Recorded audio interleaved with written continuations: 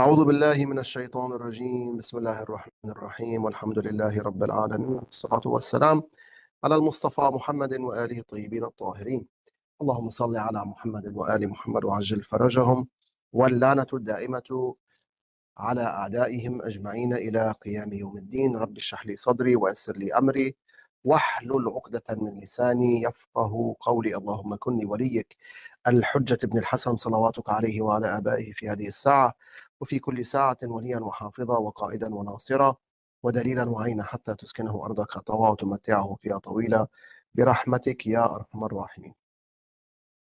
Now, in last class, we were mentioning that when a person finds a suitable spouse before they get married or during the early stages of their marriage, preferably before the aqd, before the contract, it is important, it is wise to mention their expectations. So, what does the male expect from his wife? And what does the female expect from her husband? The reason we're saying this is when each one reveals his or her expectations, things will be clear. Each individual will know what he's getting himself into, and they will be able to discover more whether they are compatible or not. And compatibility plays a big role in the successfulness of the marriage, whether the marriage will be successful or not. By successful, I mean, will it last or not? And on top of that, will they be comfortable and happy with each other or not? Sometimes you have two individuals who get married and their marriage does not last, it ends with divorce. Then again, sometimes two people do get married and their marriage does not end with divorce, as in that they remain married until one of them or both of them passes away. But throughout their marriage, they're not too happy. They're not comfortable. We want to aim for what? Having a marriage that lasts until that. And at the same time is a comfortable marriage, a marital life in which we find comfort, we find happiness. Obviously, life is filled with challenges, and it's normal that when a person gets married, he or she will go through challenges or will face problems with his or her spouse. That's normal. That's a given. But what's most important is knowing how to deal with the problems and not allowing the problems to grow to a point where their lives become miserable and or their marriage ends with divorce. So mentioning the expectations is important. We also mentioned that after each one mentions his or her expectations, it is wise to be lenient. As in, if you see that your expectations do not align perfectly with one another, it doesn't necessarily mean that you have to throw in the towel, as they say, and give up and say, "Khalas, I'm going to find someone else." No, try to come to a middle ground agreement, to a middle agreement, provided that you see that this individual is somewhat compatible with you, and at the same time, this individual has the three, let me call them golden traits: Iman, faith; piety, and al-khuluq al-hasan, good morals. We said previously, and we'll say it again, if you find someone with those three traits, you found a gem. You have found a gem. All right, we've mentioned the expectations. Then what? Then what? If you're able to, if you find that you should proceed and marry this individual, then throughout the marriage or after the contract or even before the contract, it all goes back to you. It would be wise to read the Fiqhi rulings pertaining to the rights of the husband and the wife.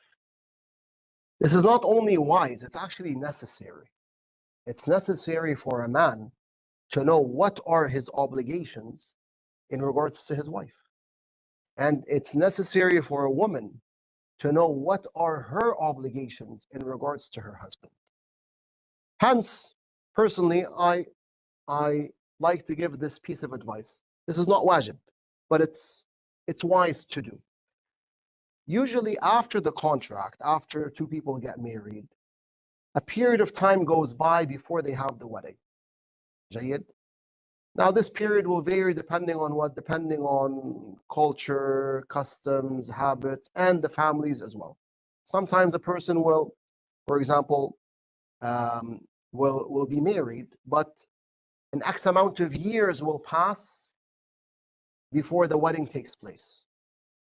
So there will be an X amount of years between the occurrence of the contract, which makes them actually husband and wife, and the occurrence of the wedding.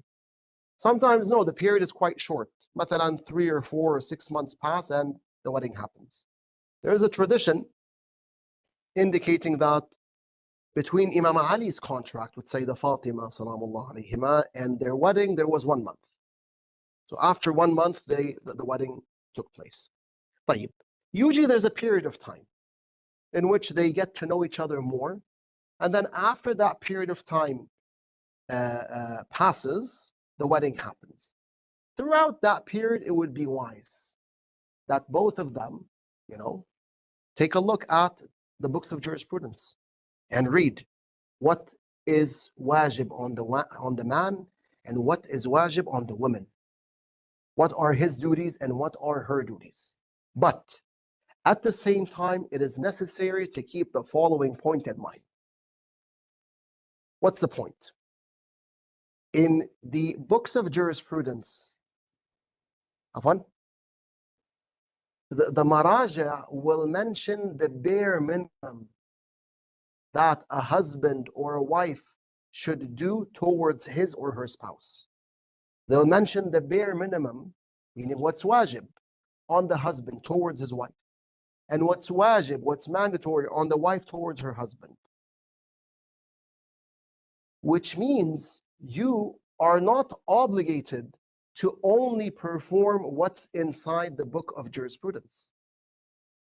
In fact, if you want your marital life to be successful, or let me be more precise in my terms, if you want your marital life to be a comfortable, a happy, and very successful marital life, then you must also look at the ahadith of Ahlul Bait alayhimus salam and see what have they said in regards to how a husband should treat his wife and how a wife should treat her husband.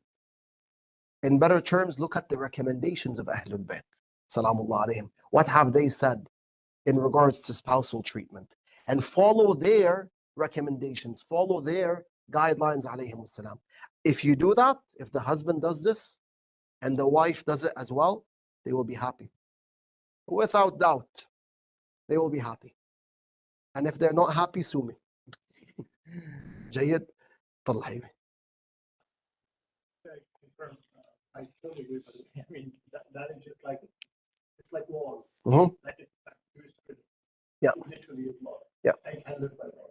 But my question was that thing that you said about Imam Ali and the Prophet. I didn't know about that. So the nikah, between the nikah and the time he brought her to his house, was 1 month.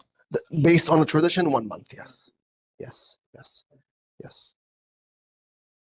Out of curiosity, would it not be better to know the obligations before you get into something? Like you should know how to maintain a car or what needs to be done to maintain a car before you buy a car, right? So can I ask why you're recommending this after the up and not before? Because usually, You don't have enough time. if you want to learn the laws that we mentioned before the aqd, that's fine. Not a problem whatsoever. Yeah. I'm recommending people to do this after the aqd because the sad reality is usually people don't take a look at the Islamic laws. So what I'm saying is at least do it after the aqd is done. Makes sense? Yeah. Yeah.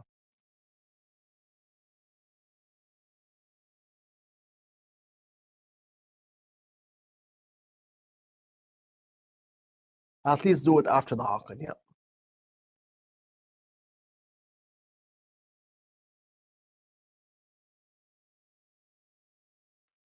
Yeah, there's a sad reality. People usually don't learn their laws. There's a lot of ignorance in the Islamic world regarding what's wajib and what's haram, the conditions of prayer, for example, the conditions of fasting, the conditions of certain obligations, and etc. The same applies to zawaj. You know, people get into marriage. Do they know the laws? No, they don't. Right? This is one reason why people usually refer to shuyukh to perform the contract, because they sincerely don't know how to get married, right? But little do they know that they can do it on their own. The presence of a sheikh is not necessary. If someone actually knows the Islamic laws and knows how to get married, he knows the conditions of zawaj, then he can get married without the presence of a sheikh or a sayyid. Yes, the presence of the sheikh or the sayyid adds blessing to the gathering, obviously, because you have someone who's well versed with the narrations of Ahlul Bait, with the Quran Kareem, with Islamic knowledge, etc. But it's not necessary. The same applies to divorce, right? With divorce, if a person knows how to get divorced on his own, he knows the laws, he knows the conditions, etc., he can perform the divorce. Talking about the husband, he can perform the divorce without the presence of a sheikh. However, referring to shuyukh is good. It's good. I'm not saying people should distance themselves from shuyukh or sada or scholars. No. Having a connection with the houses students, with the scholars is very good. And it's actually needed. Fadl Ahmed.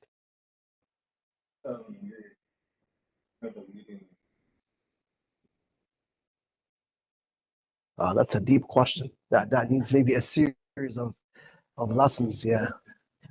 Yeah. That needs a series of. What was his question? I didn't hear him. The question was based on my limited experience, of course. Based on my experience, what are the main reasons which are leading people to divorce? Yeah. Okay. That needs a series of lectures. Yeah. Yeah. Yeah. 5 hours of study? Perhaps. But I'll tell you one thing, Ahmed. If the husband tries his best to be a good husband, a husband he tries to follow the guidelines given to husbands by Ahlul Bait alayhim salam. And if the wife tries her best to be a good wife, to uphold the guidelines that Ahlul Bait alayhim salam gave to our women, then they'll be happy, they'll be comfortable. Yeah. Sure, some problems might occur. There will be a few bumps on the way, right? That's normal, but they'll be able to live with each other in comfort and to actually have true love towards one another. Yeah. The one problem is sometimes one of the spouses or both, they're not applying what Ahlul Bayt say, salamullahi alayhim, either out of ignorance because they don't know what Ahlul Bayt said, salamullahi alayhim, or out of stubbornness. They know. Yani the wife knows what she should do as a wife, and the husband knows what he should do as a husband. But one of them or both of them don't want to follow the guidelines of Ahlul Bayt alayhim salam. Yeah. That's one reason. That's one reason. Hello. Hussein, you had a comment? No comment? Okay.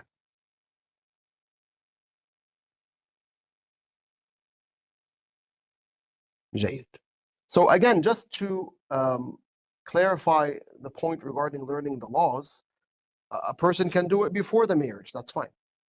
But one reason why I said let them do it, let the two spouses, the husband and the wife, do it after the contract is because usually people don't take a look at the Islamic laws, unfortunately, before marriage.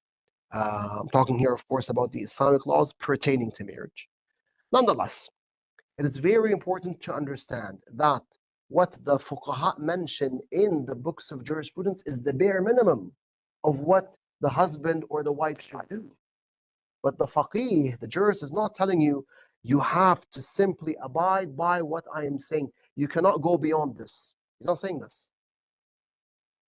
Or if we go to the narrations of Ahlul Bait alayhim salam, we find other recommendations. We find them telling us to do things that we might not find in the books of jurisprudence.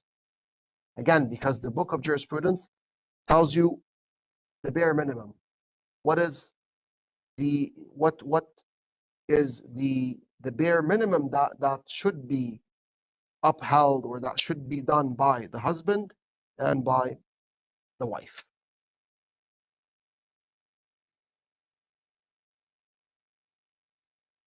This is where you find people falling into grave mistakes. For example, you'll hear sometimes women saying, I'm not obligated to clean the house. I'm not obligated to wash the dishes. I'm not obligated to sweep the floor, to prepare the bed, so on and so forth. Meaning I'm not obligated by Allah Ta'ala to take care of the house chores. And we say in response to this, sahih. If you want to talk jurisprudence, you're right. But if you want to talk akhlaq, then no, you are obligated. Akhlaq, from an akhlaqi perspective. Why? Because the mistress of the women of the world, alayha salatu wasalam, Fatimatu Zahra, would not only uphold the house chores, but she would exhaust herself in upholding the house chores. So if you want to follow the lead of Sayyidah Zahra alayhi salam, then you will uphold these house chores. You'll consider it your duty to do so. Then again, a husband also might mention certain laws. He might say, I'm not obligated to sleep every night in my house, which is correct. If you're married to one lady, you're not obligated to sleep every night in the house of that lady. You're not obligated. But is that something that you should do? If you're in the same city with your wife, should you sleep outside of your house? As in, is it good to do that? That's a different story. Jayyid? So what I mean to say is, if men want to simply stick to what is wajib, and women want to stick to simply what is wajib in regards to spousal treatment, then it is, they should understand that this is not exactly what Allah subhanahu wa ta'ala wants them to do. Allah Azza wa Jal wants them to have a happy and healthy marital life. And in order for them to achieve that goal, they should follow the recommendations of Ahlul Bait salawatullahi wa salamuhu alayhim. Yes. I understand your point, but I'm just trying to frame it together. That something that's not jurisprudentially wajib, but ikhlaq and wajib. Yep. If I don't do it, I'm not doing a sin. Correct. But there is something I'm doing wrong. But how does that fall within that structure? Is it, do I have to look at it separate from that structure of sin and ikhlaq? Sahih. So basically, to understand Islam, in order to have a good understanding or a good vision regarding what Islam wants us to do, we have to remember that Islam consists of three main components: the beliefs, the laws, and the akhlaq. Let's suppose that the laws are like the skeleton of a body. Okay? Without the skeleton, the body will not be able to stand, right? You need the skeleton to actually stand. If you don't have bones, then your body will be mushy and will fall down, correct? Then again, if you only have a skeleton, that doesn't work. In order to have a body, a full body, you need what? You need organs, body parts, and you need skin to cover that skeleton. صح? طيب, if you have the body, you have the skin, the body parts, the skeleton, but you don't have a soul, can the body move? It can't move. It needs a soul. The soul gives it life. So consider the beliefs to be the soul of Islam. Without beliefs, there's no Islam. No Islam. You can pray day and night. If you don't have the right beliefs, your prayers are nullified. You can fast day and night. Your fast will be nullified if you don't have the right beliefs. So the beliefs are the soul of Islam. The laws are the skeleton. Yani you need to know what is the bare minimum that you should do to be saved on the day of judgment. But the akhlaq are what? They're the body, meaning the skin, the body parts, the body excluding the skeleton. With the akhlaq, through the akhlaq, you'll truly see the beauty of Islam. If you simply stick to the Islamic laws, yes, you're not doing anything haram. If you're doing all of your wajibat and you're refraining from the muharramat, you're not doing anything haram. So you're not a sinner, hence you don't deserve to be punished. But are you necessarily doing what Allah wants you to do? In better terms, are you doing everything Allah wants you to do? No. Hence, we have things called makruhat. What's a makruh? Makruh is something that's disliked. If I ask Allah, Ya Rab, do you want me to do the makruh? The answer will be what? No. Hence it's called makruh. Right? Ya Allah, if I do makruh, will I go into Jahannam? He's going to tell me no. Because it's makruh, it's not haram. But I, your God, I want to discipline you. I want you to be disciplined. And I would prefer that you do not do these makruhat.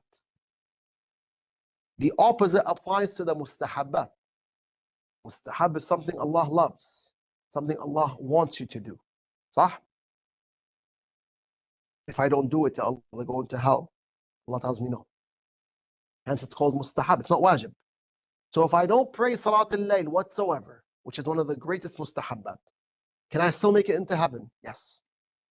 I might lose, certain ranks in heaven, sure. But I will make it into heaven if I do the wajibat and leave the muharramat. But I will have lost a great deal of what? Thawab, a great deal of rewards. And I will have lost a big status that I could have gained. An honorable status in the eyes of Allah Ta'ala that I could have gained. Make sense? Now, does Allah want me to do the mustahab? He wants. He prefers that you do it. Make sense? So I think with this example, the examples of mustahabat and makruhat, we can understand why we're saying that, okay, learn the laws regarding spousal treatment, know what's wajib on you as a husband and on you as a wife, but remember that you're not obligated to only abide by what's in the books of jurisprudence. In fact, if you want a comfortable and happy life, abide by what Ahlul Bait said alayhim salam in their ahadith. Makes sense? Yeah? The akhlaq, my friends, my brothers and sisters, are really important. Through akhlaq, we can see the beauty of Islam. Allow me to give at least one example, depending on how much time we have left, to clarify this point. Think of birr al-walidain, right? Birr al-walidain. When I deal with my parents, whether we're talking about a mom or a dad, there's a bare minimum. There's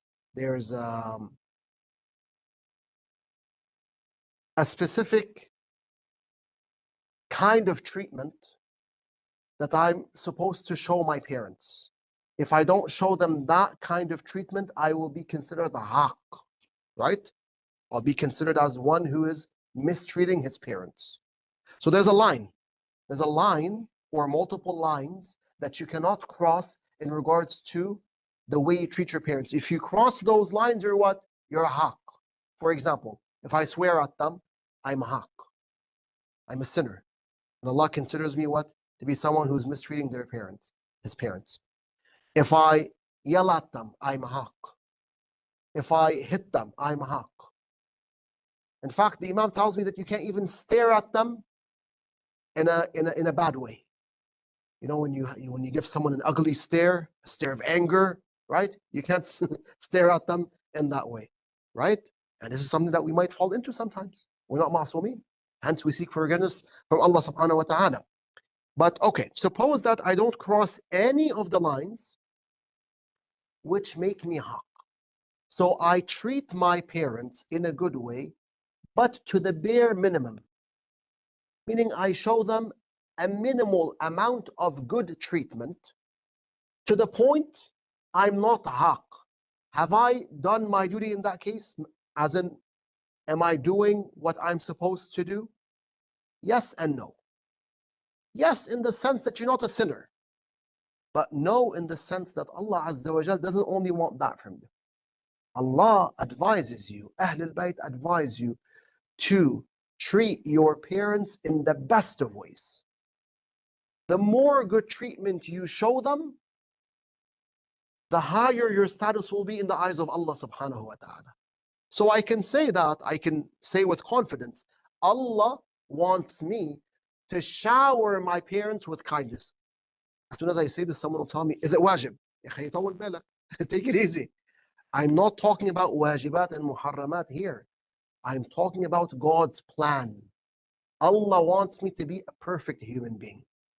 And part of my perfection, in order to reach my perfection, I shouldn't only treat my parents in a good manner. I should try to treat them in the best of manners. So if I can, I will, massage their bodies. If I can, I'll hug them every day, kiss them every day. I'll ask them, do you need anything? If my mother needs to go shopping, I'll take her shopping. I'll try to be at their service as much as I can. By doing that, I'm not only doing the bare minimum, which protects me from being haq. No, I'm doing more and more birr. I'm doing more and more. I'm showing my parents more and more good treatment, which basically elevates my status in the eyes of Allah subhanahu wa ta'ala. So when we come to the spouses, there's a bare minimum that both have to uphold. If they uphold that bare minimum of good treatment, then they're doing their wajibat. No one can say that they're not doing their wajibat. But is this what Allah subhanahu wa ta'ala wants? No, Allah wants more. Makes sense? Yes, He doesn't obligate you to do more. Why? Because that goes back to His wisdom. He knows exactly how much wajibat He should command you to do,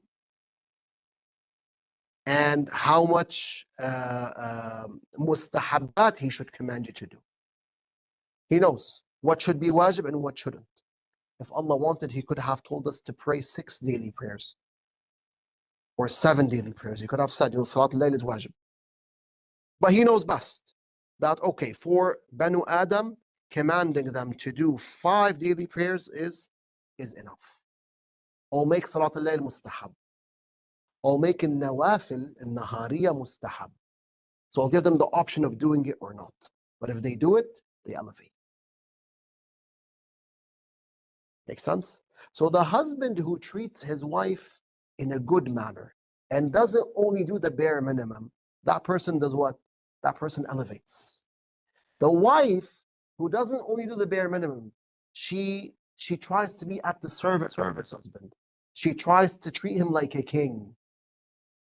Jayyid, while he treats her like a queen. I want to mention this, because these days you get criticized if you only talk about women, right? We'll talk about men, no problem. He tries to treat her like a queen. She tries to treat him like a king. Here, both of them elevate in the eyes of Allah subhanahu wa ta'ala. Is that clear? Yeah, the example was a good example, right? Alhamdulillah Rabbil Alameen. Yes, Habibi. Yeah. None of them doing sexual work. Many countries, many cities, many situations, they've always been active. Also been married more than 15 years myself. MashaAllah. Alhamdulillah. That's fair enough. I have to say that. in the subcontinent, obviously there was before the revolution there was a lack of knowledge. There was a lack of Panama. Husbands didn't know their responsibility, women didn't know their rights. It was very common. People used to live their whole lives, they didn't know. They were very religious otherwise. Well, I'm not talking about non-practicing people, practicing people, Salah, everything, as best as they could do. But just as they didn't know the ahkam, maybe being here, or other things, they didn't know about these specific things. So there were cultural norms that were more, that took precedence, let's say, over the ahkam that we know of today. Yep. And that have always been there. It's just that perhaps might not have been known to everybody. What's happened over the past 20, 30 years is that the minimum to other ways, most people, especially women, have come to know Their rights. their Jade. now the situation is as far as their responsibilities go, they're the two main responsibilities. As far as the man's responsibilities go, there is a list. Yes. Yes. Yes. There's many situations where the woman then, not necessarily on the first day of marriage, but after the events and disagreements and what have you, but cooking the food, not my responsibility, I'm not going to do it. Cleaning the house, not my responsibility, I'm not going to do it. The husband works 9 to 6, probably spends 2 hours in traffic, comes home like tired, Exhausted. Right. 8 o'clock at night.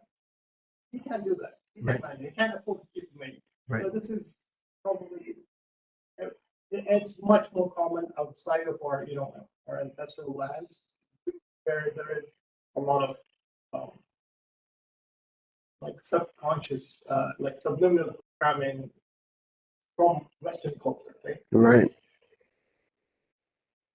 How do you square that? What as a couple that walks into you to your for guidance, like Mhm. I mean the woman cannot be obviously I completely agree with you when she talks about you and you talk about akhlaq. Mhm. But akhlaq at the end of the day is how much of it you want to apply. It's all personal. Right. Right. And she says, I don't want to do it, it's not my responsibility. The husband provides, a very realistic picture of what Mhm. the reality looks like. Right. How do we square that? Like, how do we create harmony in that relationship? In most cases, it's not possible. It leads to the one dead end. Yeah. Yeah. Yeah. And then, but I'm just wondering, do you have anything like to share? Well, in that case, when the woman says, for example, that it's not wajib on me to uphold the house chores, to take care of the house chores. Hence, I'm not going to take care of the chores. And you, as my husband, you cannot obligate me to perform these house chores. The husband can say, Sahih, I can't obligate you to do them, but I would like you to do them. And we have to understand that marriage is what? It's a holy relationship. And it should be a relationship of love, respect, and sacrifice. Jayid. Each spouse should help the other spouse to face his or her worldly challenges and to become a better person. That's what we learned from Amir al-Mu'mineen and Sayyidah Fatima, salawatullah alayhima. Both of them would help the other endure the difficulties of life. Both of them were ready to sacrifice themselves for each other. جيد. يعني the Imam was ready to sacrifice himself for Fatima, and Fatima was ready to sacrifice herself for Amir al-Mu'mineen, and in fact she did at the end of her life, alayhi salam. Not only because he was her husband, but on top of that, and more importantly, he was her Imam, salamullah alayhima. So when we're talking about marriage, Islamic marriage, we're not talking about this relationship where each individual should be, forgive me for my words, stubborn and should try to make the life of his or her spouse a living hell. No, we're talking about a relationship where each one should strive to make the other one happy. جيد. That being said, it only makes sense to say that someone has to take care of the house chores, and someone has to take care of the chores or duties pertaining to what's outside the house. In clear terms, one of the two spouses has to be the main provider for the family, and one of the two spouses should be working inside the house, taking care of what lies within the house. Inshallah, we will read a tradition. I wanted to read it today, but we don't have any more time left. Next week, inshallah, about this issue, about Imam Ali and Sayyidah Fatima alayhi salam coming to Rasulullah sallallahu alayhi wa alayhi and asking him what are their duties, right? So we understand from the traditions of Ahlul Bait that a lady is responsible of taking care of what lies within the house, and the husband is responsible of providing for the family, bringing the bread, the money, and other forms of provisions and sustenance. Jayyid. Here, when you look at this, you see that they work like a team. She's inside, he's outside. They work like a team, they help each other.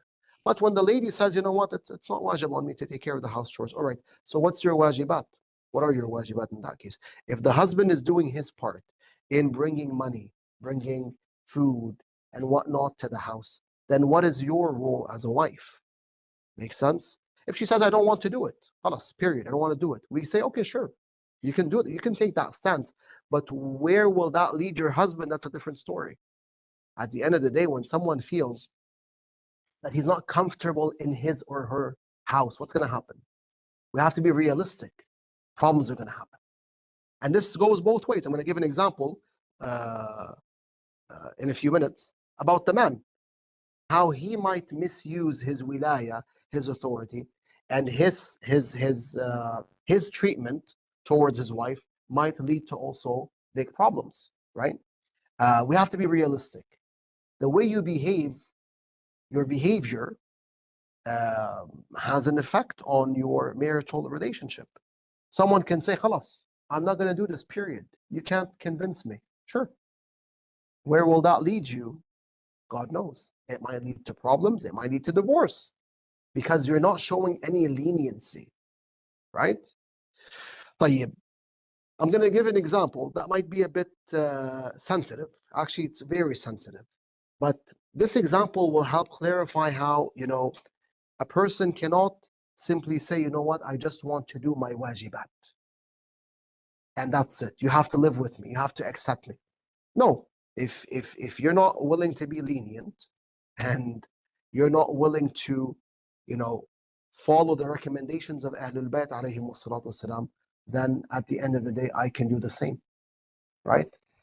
If a man, for example, says, all right, you don't want to do the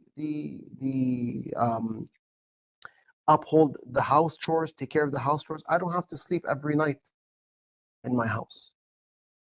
And technically, he doesn't. It's not wajib, right? But what will that do? Where will that lead him? Where will that lead her? Will she be happy if she's not sleeping every night in the house? She won't be happy, right? Obviously, she's going to ask herself, where's my husband? Why is he not in the house? What kind of thoughts will come to her mind? God knows. Jayyid. Here, when each one doesn't show any leniency to the other, and each one is not willing to follow the recommendations of Ahlul Bayt, gradually what's going to happen? Problems are going to happen. And you're not going to find a family,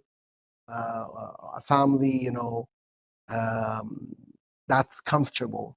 You're going to find a family whose members are in constant, fights and they go through tension and whatnot.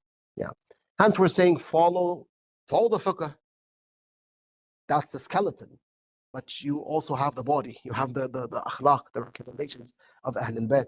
Or let's give maybe a better example. Authority. When we come to authority, according to Sayyid al-Sistani Damadillo, without going into details, the man has authority over his wife regarding her leaving the house. Jayyid.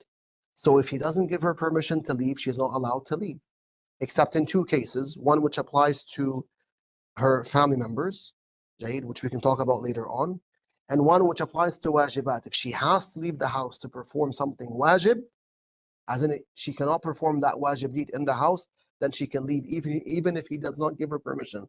Like what? Like Hajj. She's mustati'ah, she has the ability and the financial ability to perform Hajj. All of the conditions of wujub al-Hajj apply to her. She has not done Hajj yet, hence it is wajib on her to go to Hajj. The man says, no, you're not going. Allah tells him, yes, she is going. Why? Because I'm her Lord, I told her she has to go. You can't stop her from doing the first Hajj, what we call Hijjat al-Islam. All right. Aside from that, if the husband says, I'm not going to allow my wife to leave the house, period. Can he do that? From a fiqhi perspective, he can. Will it be wajib on her to listen and obey? Yes. Will she like that? She won't. The same applies to the house chores. Hence, we tell men, okay, you have authority, but don't misuse it. Don't misuse it. You have to be realistic, because if you misuse your authority and you tell your wife, you came into the house as a bride, you're going to leave the house as a janaza, right? You're going to leave the house once you pass away. Where will that lead you? That will lead to problems. At the end of the day, you're kind of strangling your wife. I'm talking in a figurative manner, right? You're putting too much pressure on her when you say you can't leave the house, period. Khalas. You entered as a bride, you leave as a janaza. That's too much. Here we remember the word of Amir al-Mu'minin alayhi salam, when he says that he never forced Sayyidah Fatima to do something she did not want to do. Then again, she never disobeyed him when he commanded her to do something. And we're going to get to that word, inshallah, later on. So having leniency is necessary. If she says, no, I'm not going to do the house chores, okay, she can refrain from doing them. But where will that lead her? That's the question. She has to be realistic. He can say, I want to misuse my wilaya. You can't. Okay, you want to misuse it? Go ahead. As in, I want to go to the extreme. And I want to tell her she can't leave the house, period. You can do that. But where will that lead you? You have to be realistic. Right? Be lenient. As part of the authority, can the husband command the wife to do the chores? No. The chores are not wajib on her, essentially. They're not wajib on her. So if they get married, it's mustahab for her to uphold the house chores. He can tell her, I want you to do them, but it's not wajib on her. Make sense? Yeah, not wajib. But again, we repeat, and perhaps next week we'll add a few points to this topic, which is, by the way, a very important topic. What do you call it? Each of the two spouses has to, think, what can I do to make my spouse happy? When each one of them thinks in that manner, they will be happy. They will be comfortable. But if there's tahaddi, meaning each one simply does something to bother the other individual, right? To push his or her buttons, then you're going to find chaos. You're going to find chaos in that house. God forbid. Yeah. All right.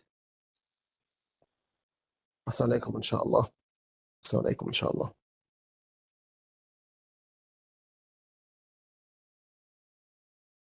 Taban, a question does come to mind. I'd have to check for the answer to the question, though. Can the husband place a condition on the wife before marriage that he wants her to uphold the house chores? That I have to check. Yeah. All right. Because we know that you can't place conditions in the contract before you perform the contract. You can do that. But again, a person has to be wise with the conditions that he instills in the contract, because sometimes mentioning a particular condition could lead the other party, meaning the other side, to refuting the marriage. All right? Maybe this is a question for next chance. Mhm. But just realizing that people change, and if you're, let's say, inshallah, married for 50, 60 years, you will go through changes. Can we change the after the fact? Can it be modified, amended? Can you change the aqd after? Like the additional conditions that you might put on, can you add or remove or amend those conditions? Well, you can add conditions later on, but not in the aqd. The aqd is done. You'd need a new aqd. Yeah, like a buying selling contract, for example. Yeah. Okay. والحمد لله رب العالمين وصلى الله على المصطفى محمد وآله الطاهرين.